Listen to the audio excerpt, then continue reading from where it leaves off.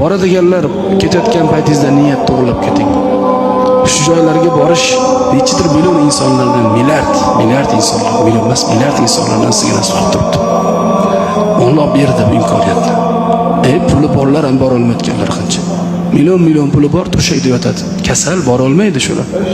Alloh ularga nasib qilmadi Baytullohni ziyoratini. Sizga nasib qildi. Va oramizda boradiganlar. Bu joyga borganda bu joyda qadrini, qimmatini bilish kerak.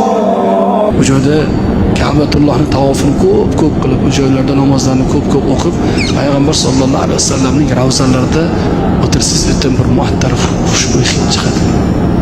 Muattar xushbo'y hidni muattar bo'lgan insonlar hidlaydi. Hamma ham hidolmaydi.